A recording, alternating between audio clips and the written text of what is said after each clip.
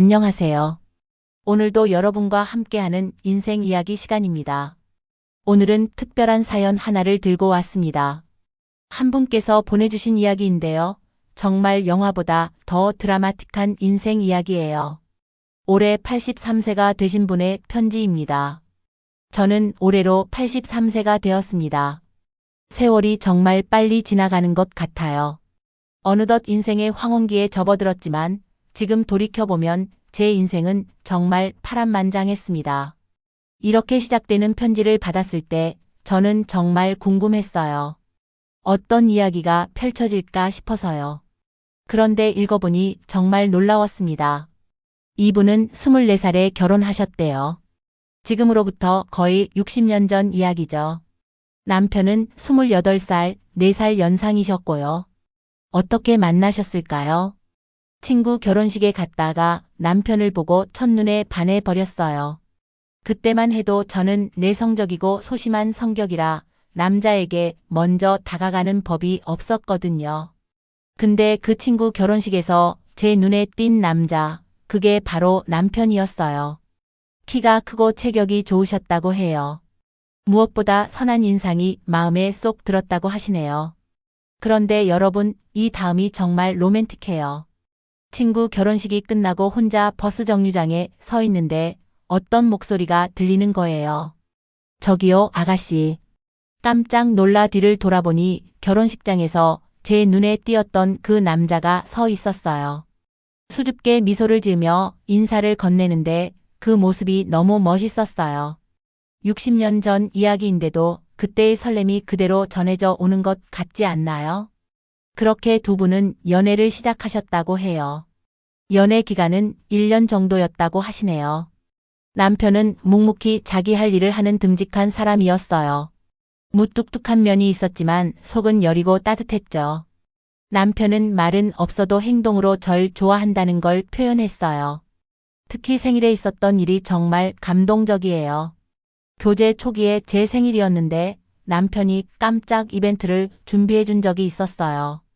제가 일 끝나고 집에 가려고 하는데 남편이 절 데리러 왔더라고요. 그날 남편은 절 시내에 새로 생긴 양식당으로 데려갔어요. 양식당 안에는 예쁜 꽃다발과 케이크가 놓여 있었어요. 너무 놀라고 감동해서 눈물이 핑 돌았다고 하시네요. 남편분이 수줍게 웃으며 꼭 안아주셨다고 해요. 귓가에 속삭이는 그 목소리가 아직도 기억나요. 당신을 사랑해요. 저는 이런 남편이 너무 사랑스럽고 고마웠어요. 다정하고 속 깊은 남자라는 걸 알게 됐죠. 정말 아름다운 사랑이었던 것 같아요. 그렇게 1년간의 연애 끝에 결혼을 하셨대요. 결혼 전날 밤에는 너무 긴장되고 설레서 잠을 한숨도 못 잤어요. 평생 함께 살 사람과 내일 백년 가약을 맺는다는 게 실감이 안 났죠. 결혼식 당일의 모습도 생생하게 기억하고 계시네요. 결혼식 당일 한복을 곱게 차려입고 입장하는데 눈앞에 있는 남편이 너무 멋있어 보이는 거예요. 숨이 멎을 것 같았어요. 순간 울컥 눈물이 나오더라고요. 저를 보며 환하게 웃는 남편, 떨리는 목소리로 예식사를 읽는 모습이 지금도 생생해요. 결혼 후 신혼생활은 정말 행복하셨다고 해요. 신혼집에서의 단둘만의 시간은 너무 좋았어요. 아침에 일어나면 남편 얼굴을 보는 게 그렇게 행복하고 감사하더라고요. 남편도 절 보며 매일 환한 미소를 짓곤 했죠. 한창 사랑할 나이에 잘생기고 멋진 남편과 살게 되니 세상 부러울 게 없었다고 하시네요. 남편을 위해 저녁 식사를 준비하고 맛있는 반찬을 해주는 게 즐거웠다고 해요. 맛있게 식사하고 설거지를 마치면 남편은 절 꼭 껴안고 볼에 뽀뽀해주곤 했죠. 주말이면 근교로 산책 나가서 맛있는 것도 먹고 구경도 다녔어요. 저녁 노을이 예쁜 강가에 앉아 담소를 나누면 세상 그 어떤 부부보다 행복할 것 같았죠. 서로의 꿈과 미래에 대해 이야기 나누며 알콩달콩 사이좋게 지내셨다고 해요. 정말 달콤한 신혼생활이었던 것 같죠? 그런데 여러분, 이런 행복한 시간이 계속될 줄 알았는데 문제가 생겼어요. 그렇게 달콤한 신혼생활을 한 1년쯤 보냈을 무렵이었어요. 문득 아이가 없다는 게 마음에 걸리기 시작했어요. 근데 아이가 좀처럼 생기지 않는 거예요. 병원도 다녀보고 민간요법도 해봤지만 소용이 없었다고 해요. 더군다나 시댁에서는 자꾸 아이 얘기를 내셨다고 하네요. 우리 대를 이어줄 손자, 손녀가 필요하다고 하셨어요. 남편도 저도 스트레스를 많이 받았죠. 시댁과 마찰이 생기기도 했어요. 그러던 어느 날 남편분이 중요한 제안을 하셨어요. 남편이 진지한 표정으로 저를 바라보더니 이렇게 말했죠. 여보, 입양은 어때요? 그 순간 머리가 하얘지면서 가슴이 뛰었어요. 입양이라니 그런 생각은 못 해봤는데 남편의 말을 듣고 보니 왠지 모를 기대감이 생기더라고 하시네요. 우리도 이제 엄마 아빠가 될 수 있겠구나 하는 설렘이 밀려왔어요.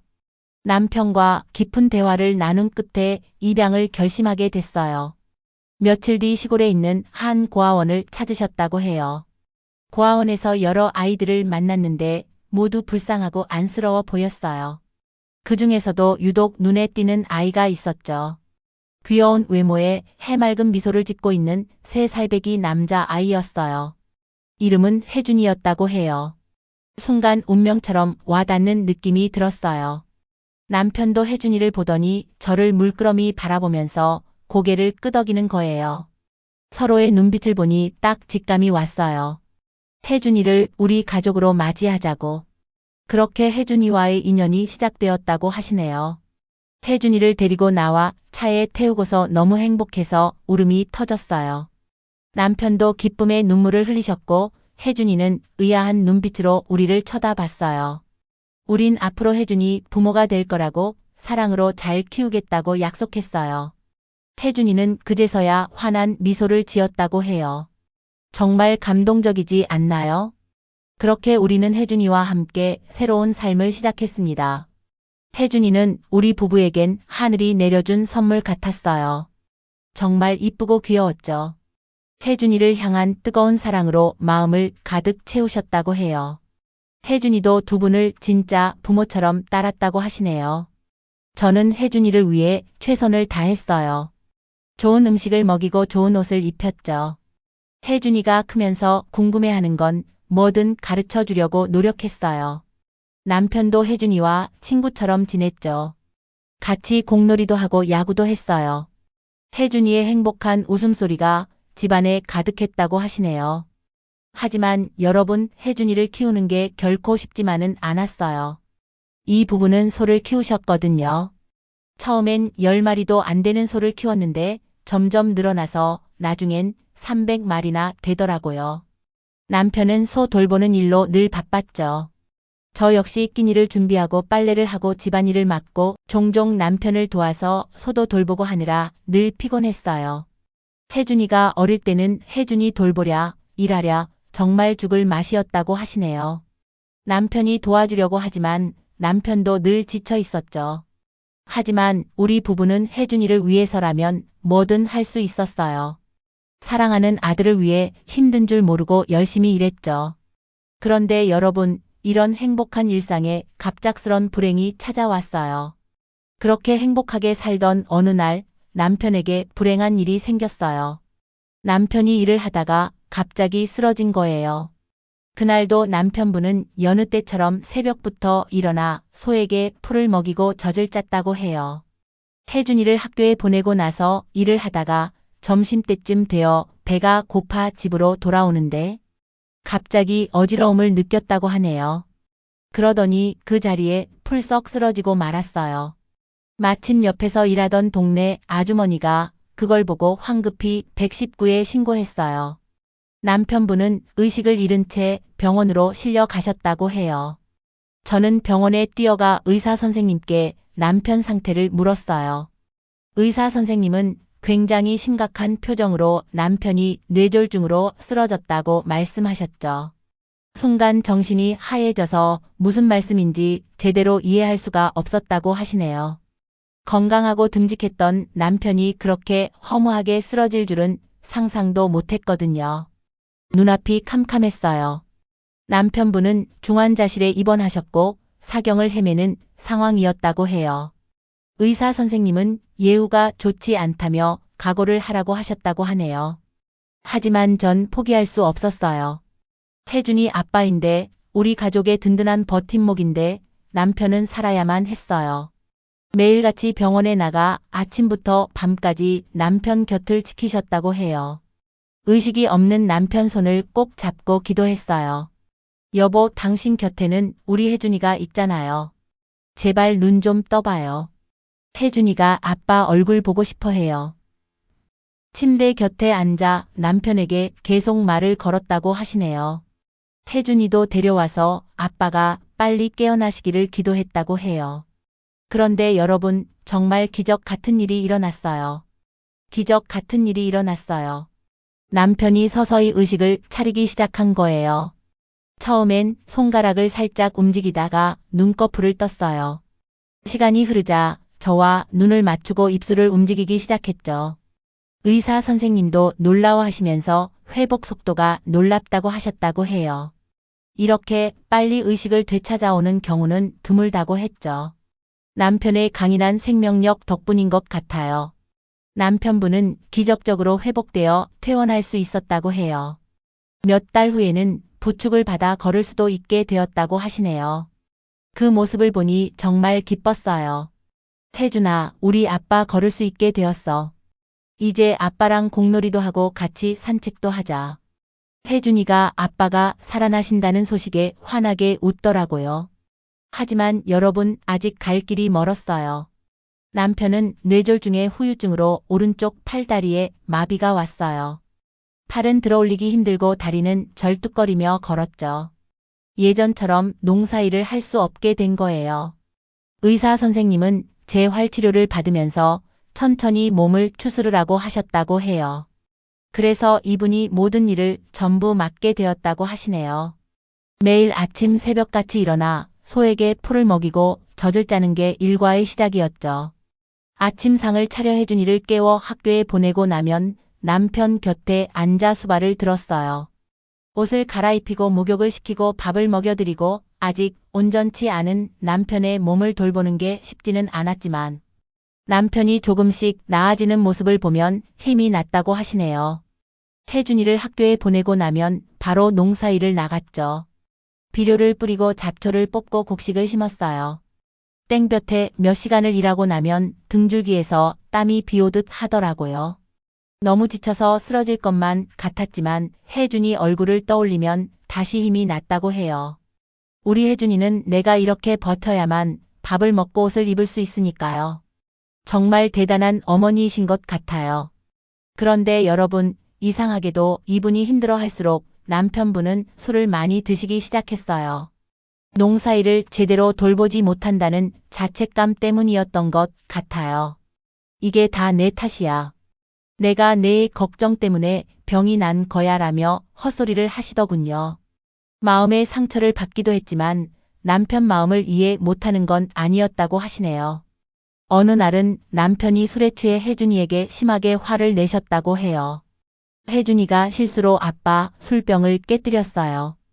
평소 같으면 그러려니 하실 남편이 갑자기 혜준이에게 고함을 지르면서 손찌검을 하려 하시는 거예요. 이분도 화가 나셔서 큰 소리로 말하고 나서야 남편분이 조금 정신을 차리시고 혜준이를 끌어안고 미안하다고 하셨다고 해요. 저는 이해할 수 없었어요.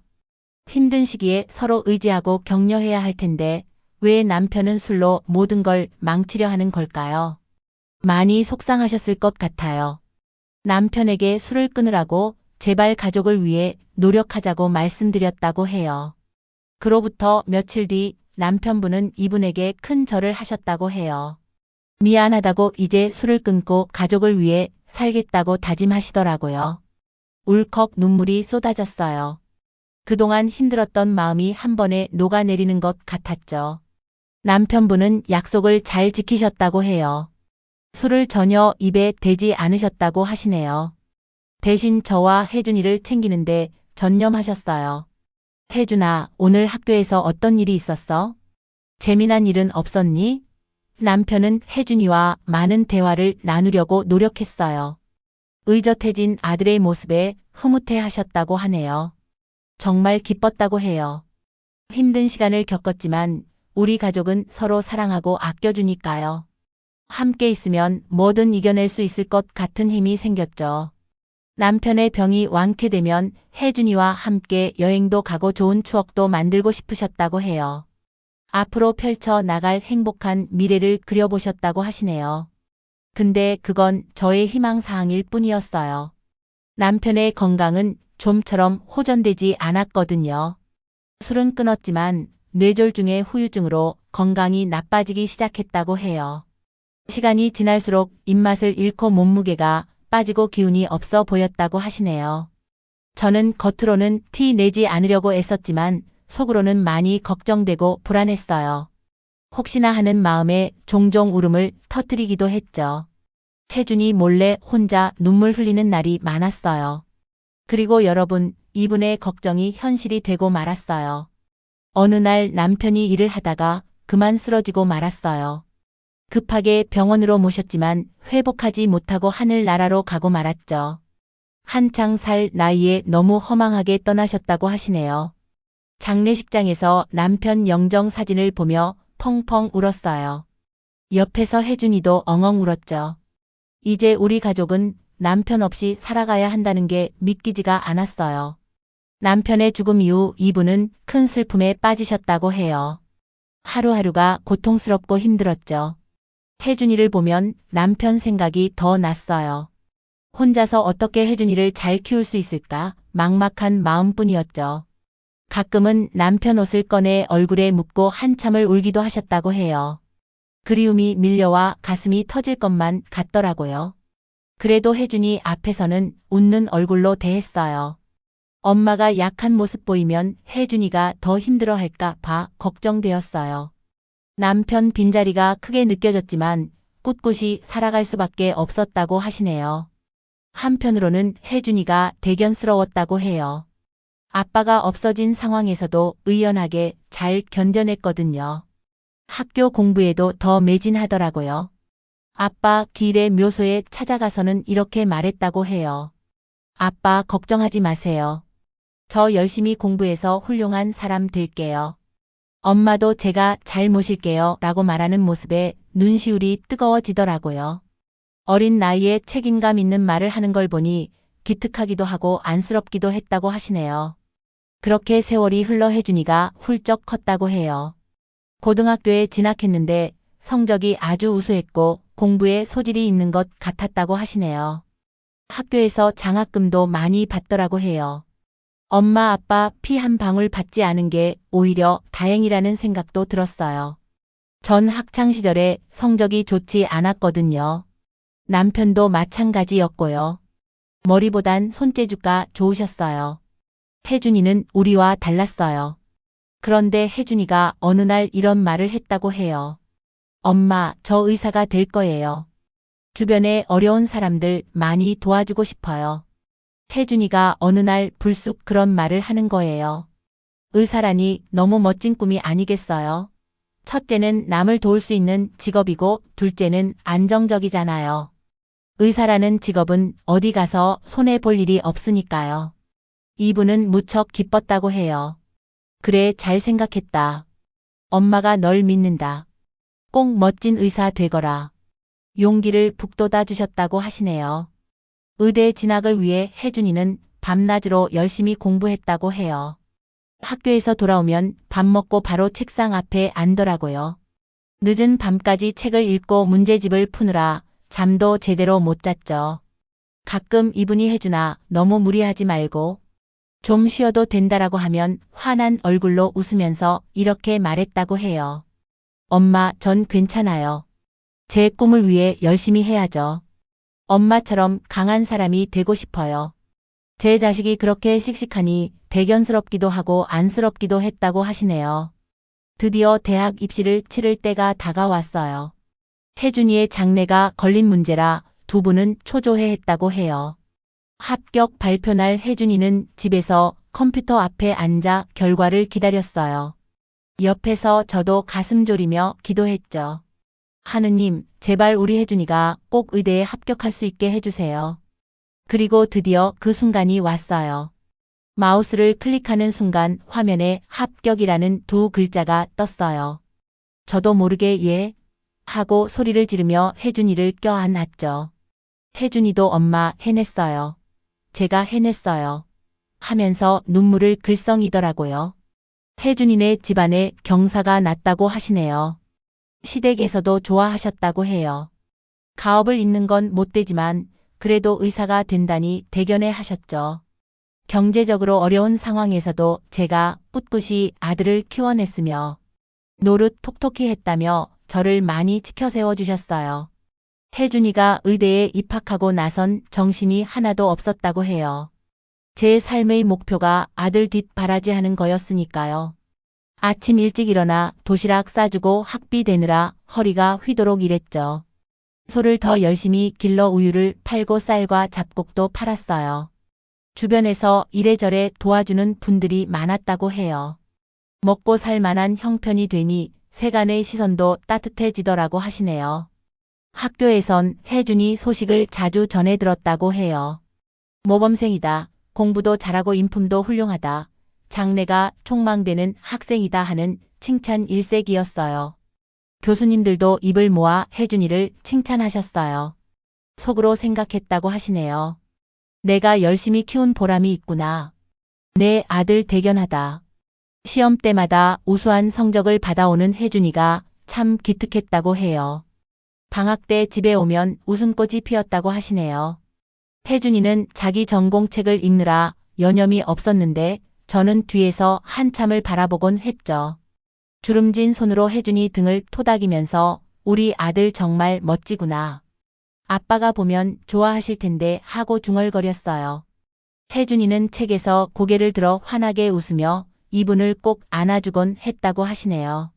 어느덧 혜준이가 의사가 되는 날이 다가왔어요.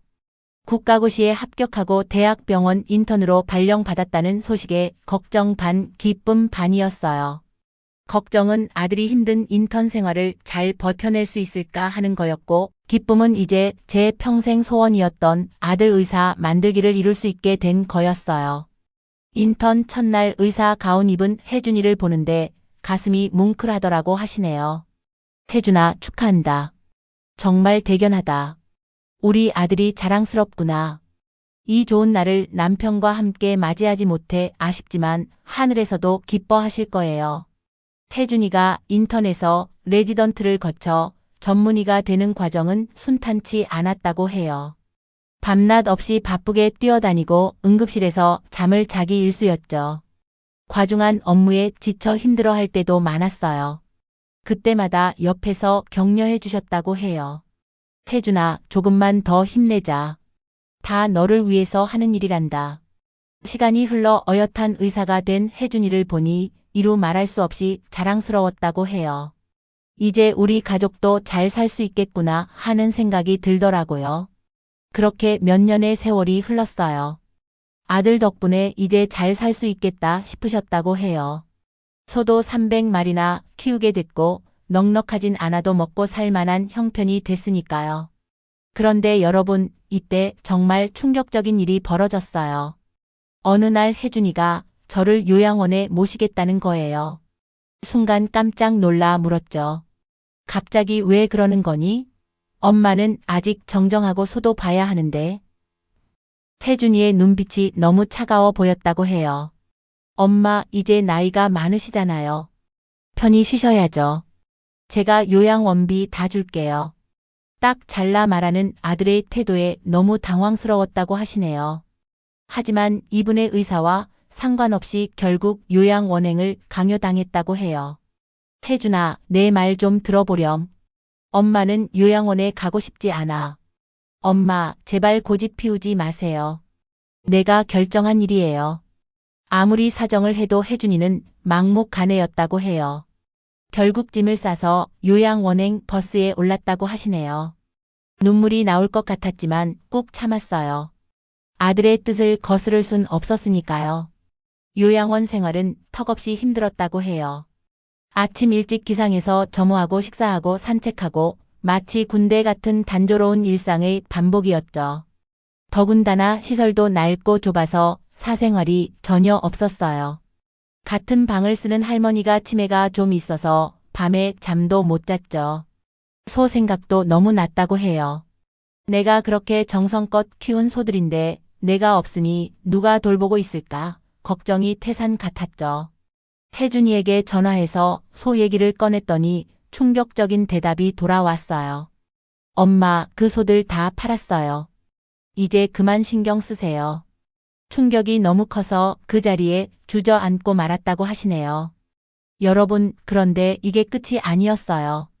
더 충격적인 사실이 기다리고 있었거든요. 소를 판 것도 모자라 알고 보니 제 명의로 된 땅과 집도 팔아버렸더라고요. 도박을 했대요. 한순간에 모든 걸 잃어버린 거죠. 아들은 도박에 미쳐서 가산을 탕진했고 빚더미에 앉았다고 해요. 이 사실을 알고 나니 하늘이 무너지는 것 같았어요. 내가 죽도록 고생해서 모은 재산을 자식 하나 제대로 못하고 말아먹다니. 서글프고 억울하고 분해서 가슴이 터질 것만 같았어요. 그렇게 요양원에서의 시간이 흘러갔다고 해요. 혜준이는 한 번도 면회를 오지 않았다고 하시네요. 아마 제 낯을 볼 염치가 없었던 모양이에요. 어디서 뭘 하고 사는지도 모르겠더라고요. 요양원 생활에 의욕이 하나도 없었다고 해요. 그저 하루하루 무의미하게 살아가는 것 같았죠. 인생의 막바지에 이렇게 살아서 뭐 하나 싶은 생각뿐이었어요. 가끔 혜준이 걱정에 마음이 무거워지면 홀로 울기도 했다고 하시네요. 그러던 어느 날 요양원장이 이분을 불렀어요. 의아해 원장실로 갔더니 혜준이가 고개를 떨군 채 앉아있는 게 아니겠어요. 그게 얼마나 야위고 초췌한지 몰라요. 먼저 달려가 꼭 안아주고 싶었지만 꾹 참았죠. 원장님이 입을 여셨다고 해요. 어르신, 제기 아드님께서 도박으로 많은 빚을 지셨다고 합니다. 그래서 요양원비도 못 내시는 형편이고 안타깝지만 더 이상 모실 수가 없게 되었습니다. 죄송합니다. 그 말을 듣는데 귀를 의심했다고 해요. 아들이 도박으로 내 재산을 모조리 날려먹고 이젠 내가 있을 곳조차 없어졌다니. 혜준이는 고개만 숙인 채 아무 말이 없었다고 해요. 차마 제 얼굴을 볼 수 없는 모양이었나 봐요. 이 불효막심한 자식아, 엄마를 이렇게 만들다니. 원망스러웠지만 더는 아들을 탓할 수도 없었어요. 이미 벌어진 일이었으니까요. 어쩔 수 없이 요양원을 나왔다고 해요. 아무도 이분을 돌봐줄 사람이 없었다고 하시네요. 결국 노숙자 신세가 되고 말았어요. 먹을 게 없어 쓰레기통을 뒤지고 길거리를 떠도는 신세라니. 내 팔자가 이렇게 기구할 줄이야. 갈 곳 없는 몸뚱이로 거리를 떠돌며 하루하루 겨우겨우 살아가는 신세가 되었다고 해요. 먹을 게 없어 동냥하러 다니고 밤엔 공원 벤치나 지하철 역사에서 얼어 죽을 뻔도 했죠. 추위와 배고픔에 떨면서도 한편으론 스스로가 한심하고 불쌍해 보였어요. 이런 꼴로 살아서 뭐 하나, 차라리 죽는 게 나을 것 같다는 생각이 간절했다고 하시네요. 그러던 어느 날이었어요. 동네를 배회하던 중 저만치에서 소 울음소리가 들렸어요. 하마터면 지를 뻔했네. 내가 기른 소가 여기 있었지. 문득 떠오르는 기억에 그 소리를 따라 발걸음을 재촉했어요. 골목 안쪽에 들어서자 이분이 그토록 아끼던 소들이 서 있는 게 보였다고 해요. 소들을 보는 순간 저도 모르게 눈물이 왈칵 쏟아졌어요. 내 소들아, 엄마가 널 버리려던 게 아니었는데. 주인 잃은 듯 서 있는 소들의 모습에 마음이 미어졌어요. 그때 누군가 이분의 어깨를 가볍게 두드렸다고 해요. 깜짝 놀라 뒤를 돌아보니 제법 혈색 좋은 청년이 서 있었죠. 이야기를 들어보니 이 청년이 혜준이에게서 소를 산 사람이란 걸 알 수 있었다고 해요. 어떻게 내 소가 자네 손에 넘어간 거요? 궁금해서 물었더니 청년은 조금 망설이다 입을 열었다고 해요. 사실 어머님, 아드님께서 저에게 급하게 팔겠다고 하셔서 소를 매입했어요. 당시엔 자금이 급하게 필요하다고 하시더라고요. 제가 아는 분이 어머님, 아드님께 돈을 꿔줬는데 갚지 못해 곤란한 상황이 됐다고 하셨어요. 역시 도박 빚 때문이었다고 하시네요. 혜준이 녀석, 이분이 그토록 고생해 키운 소까지 팔아먹다니. 실망감에 고개가 절로 떨궈졌을 때였어요.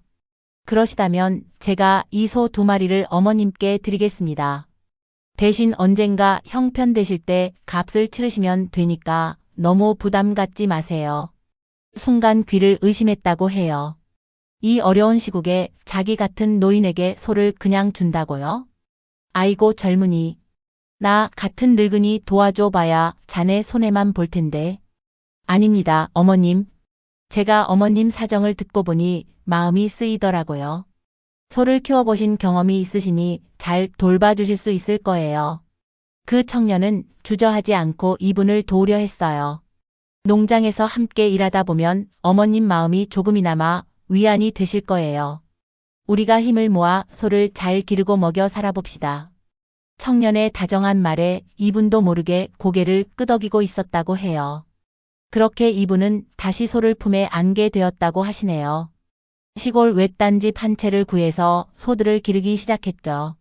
처음엔 소를 돌보는 일이 버거웠지만 차츰 적응해 갔어요. 두 손으로 풀을 꼭꼭 비벼 먹이를 만들어주면 소들은 콧김을 내뿜으며 즐겁게 먹었다고 해요. 시간이 지나 소가 새끼를 낳았을 때는 눈물이 날 정도로 기뻤다고 하시네요.